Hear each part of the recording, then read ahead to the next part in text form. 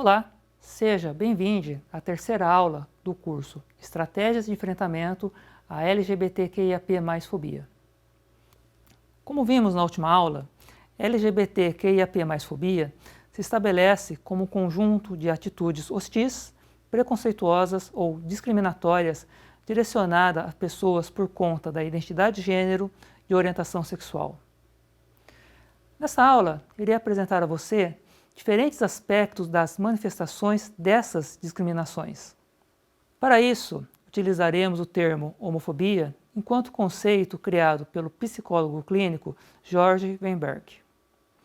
Nessa perspectiva, a homofobia se caracteriza pelos sentimentos aversivos em relação às diversas manifestações afetivas e sexuais entre as pessoas de mesmo sexo e ou gênero. Vale lembrar que esse é um conceito polissêmico, ou seja, com muitos sentidos pessoais, sociais e culturais. A homofobia é também um sistema estruturante de controle das sexualidades e dos gêneros, que privilegia a cis-heterossexualidade como norma e padrão desejável, do que seria a normalidade. A gente se descobre hétero, a gente se descobre homo, a gente se descobre bi. Entretanto, há um empenho social para que a gente seja hétero. Nenhuma família, eu desconheço um pai ou uma mãe, né, que vá lá no consultório do médico, o médico está fazendo ultrassonografia e fala, olha, o menino.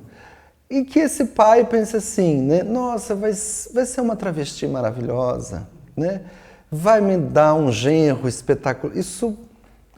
O que isso significa? Que há uma tendência, uma motivação, um estímulo, né, social para que a gente já projete a heterossexualidade nos filhos. Então, essa descoberta da orientação ela é muito mais comum e perceptível em pessoas que não são heterossexuais. Então a gente fala, olha, eu não sou aquilo que projeto em mim. E como é que a gente descobre isso? Em geral, sempre se descobre, né, pelo negativo. São os colegas dizendo, vamos lá, não vou, deixa de ser mariquinha, viadinho. Como é que você faz? De modo que a gente vai associando viado, bicha, gay, é algo negativo, não é algo legal. Então, que coisa horrível, né? Pensa o conflito que é, você descobre que você gosta do seu melhor amigo, mas que isso é negativo. Consequência disso, você se esconde. Você esconde isso, porque não vai ter o reforço positivo social. Você não conta, não chega lá no almoço de domingo com 12 anos e fala assim, estou apaixonado, né, pelo meu melhor amigo. Quando você está apaixonado pela sua melhor amiga, você diz, pai, gostei, né? Tô namorando, tô a fim de... Como é que eu faço? Você pode revelar. Por quê? Porque é aceito, porque é estimulado. Então, como seria, né? Eu vou lançar mais como pergunta do que como respostas, né? Basta imaginar, como é que seria você amar em segredo? Que consequências isso tem? Mas é uma tortura. É o tempo todo, é paranoico, o tempo todo. Será que estão percebendo que eu sou assim? Por quê? Porque a gente não quer ser xingado, a gente não quer ser humilhado. Tem também a produção de um mecanismo de compensação. Bem, já que eu sou assim, eu vou ser o melhor aluno, eu vou ser o melhor amigo, e sempre querendo ajudar os outros. Isso significa que você acaba não tendo limites, você tem dificuldade de dizer não. Então, são inúmeras as consequências. Mas a gente tem algumas muito perceptíveis, como a baixa autoestima, né? Porque desde que você se descobre, você é humilhado, você é humilhada, né? Então, em geral, a autoestima é baixa. Uma dificuldade da gente projetar o futuro, né? Alguns conseguem. Bem, eu vou me casar, vou ter meus filhos e depois eu vou viver minha vida. Não são todos, a maioria não consegue. Então, as dificuldades de se relacionar. Pensa o que é viver uma adolescência onde você não pôde treinar as relações amorosas, né? Ter essa experiência, poder vivenciar essas trocas afetivas, porque é tudo escondido. Então, que tipo de maturidade a gente... Quando eu falo maturidade, eu estou pensando assim, como é possível aprofundar nas suas próprias emoções quando você não tem a liberdade de poder exercer, né, essas trocas afetivas, na idade que, em geral, a gente permite. O contexto apresentado pelo professor Fernando nos demonstra que desde a infância pessoas LGBTQIAP+, sofrem comentários e vivem situações que as fazem se sentirem erradas por conta de sua identidade de gênero ou orientação sexual. Com isso, se estabelece o que podemos chamar de homofobia internalizada. A pessoa adota de forma consciente ou inconscientemente atitudes ou crenças negativas sobre sua própria essência devido à pressão social, estigmatização ou discriminação enfrentada ao longo da vida. Esse cenário pode levar a sentimentos de autoaversão, baixa autoestima e até mesmo tentativas de negar ou esconder a sua identidade para se encaixar em normas sociais heteronormativas e cisnormativas. É um fenômeno complexo que resulta da exposição constante à LGBTQIAP+-fobia e pode ter consequências para o bem-estar emocional e mental das pessoas LGBTQIAP+. Outra dimensão da homofobia é a interpessoal. Nela, temos atitudes e comportamentos individuais discriminatórios e preconceituosos direcionados às pessoas LGBTQIAP+. Esse ódio ou antipatia pode ser expresso por xingamentos, piadas, assédio verbal e físico, resultando até mesmo em agressões físicas às pessoas LGBTQIAP+, sem outra razão a não ser a homofobia de seus agressores. Além da discriminação de forma individual, é preciso compreender que instituições sociais, como o casamento, as políticas de identificação de gênero, os banheiros públicos, entre outros, muitas vezes refletem e reforçam a cis-heteronormatividade, tornando a vida mais difícil para as pessoas que não se encaixam nessas normas.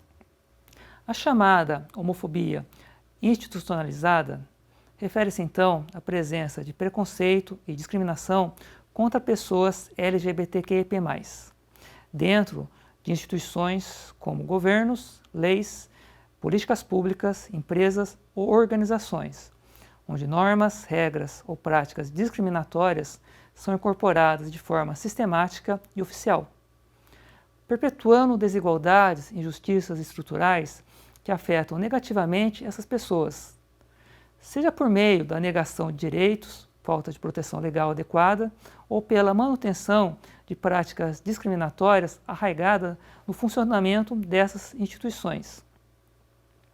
Por fim, é importante que a gente possa compreender que a homofobia também se estabelece em uma dimensão social e cultural. Isso quer dizer que o preconceito e a discriminação contra pessoas LGBTQIAP+, estão presentes em níveis mais amplos da sociedade e da cultura. Ela abrange atitudes negativas enraizadas na sociedade em geral, como manifestações estereotipadas que marginalizam ou estigmatizam pessoas com diferentes orientações sexuais e identidade de gêneros. Essas atitudes, crenças e valores se perpetuam por meio de elementos culturais, como representações negativas na mídia, tradições religiosas ou normas sociais. E tem um livro muito interessante do Foucault, que chama O Diário de Herculine Barban, que era uma pessoa trans e na hora que é afetada pelo discurso médico, ela se suicida. Porque aí ela deixa, né, ela passa a ser uma espécie, uma doença médica e deixa de ser um ser humano. Então, a gente consegue localizar, por certo, na história, né, a nascente desse desejo LGBT-fóbico. Né? Ela vai se desenvolvendo na linguagem, na mídia, há toda uma produção discursiva, né, que vai produzindo um senso de verdade, como se fosse, né, de que a homossexualidade, a dissidência de gênero é um mal a ser combatido. Né? Há reforço para isso. Quando lá o coleguinha chama o outro de bichinha, você não tem uma professora dizendo, não faça isso. Né? Ela diz assim, ninguém pode xingar ninguém. Recrimina uma suposta dissidência de... Você nem sabe o que é dissidência de quando você tem 8 anos, né?